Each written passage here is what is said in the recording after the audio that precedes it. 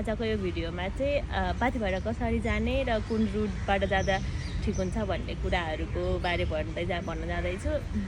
फर्स्टमा चाहिँ तपाईँहरू काठमाडौँबाट पाथी भएर कसरी जाने भन्ने कुराको बारे डिस्कस गरौँ होइन।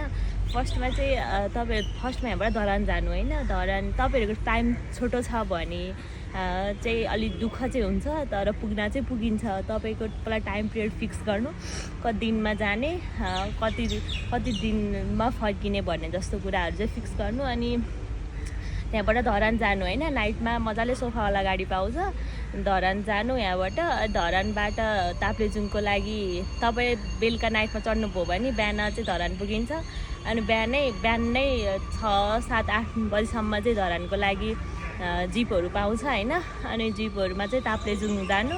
ताप्लेजुङबाट चाहिँ ताप्लेजुङको बस पार्क पुगिन्छ। अनि 6-7 घन्टामा ताप्लेजुङ बस पार्क पुऱ्याउँछ। अनि त्यसपछि चाहिँ काफ्ले फेदी र काफ्ले फेदी पनि भन्छ, अनि के अरे तल्लो फेदी पनि भन्छ होइन।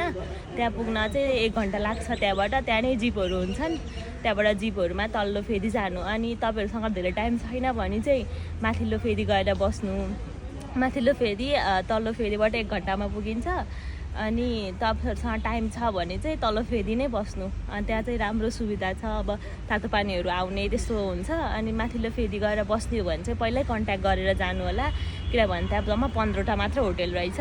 अनि 15वटा होटेल पहिला उनीहरूसँग कुरा गरेर चाहिँ अनि बल्ल जानु होइन। अनि त्यहाँदेखि बिहानै 4-5 बजे हिँडेर चाहिँ उता पाथी भएर दर्शन गरेर अनि तपाईँहरू फर्केर धरान आएर बस्न मजाले भ्याइन्छ होइन। अनि लेक लाग्छ कि लाग्दैन भन्ने कुराहरू पनि सोधिराख्नु भएको थियो। हामीलाई चाहिँ केही भएन होइन। अरू मान्छेहरूले चाहिँ त्यो मकै सातुहरू यस्तो घाँटीमा लगाएर अनि हातमा लगाएर हिँडिराख्नु भएको थियो।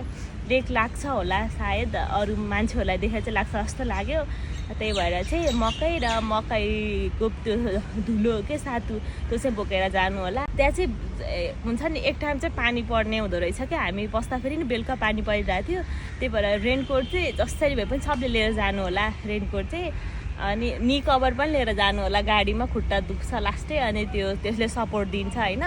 खुट्टा दुख्ने प्रब्लम छ भने चाहिँ नी कभर पनि लिएर जानु होला।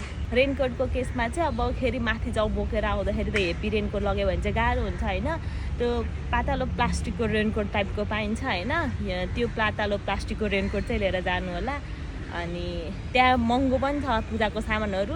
सक्नुहुन्छ भने चाहिँ काठमाडौँ हुनुहुन्छ भने काठमाडौँबाटै पूजाको सामान लिएर जानु होला।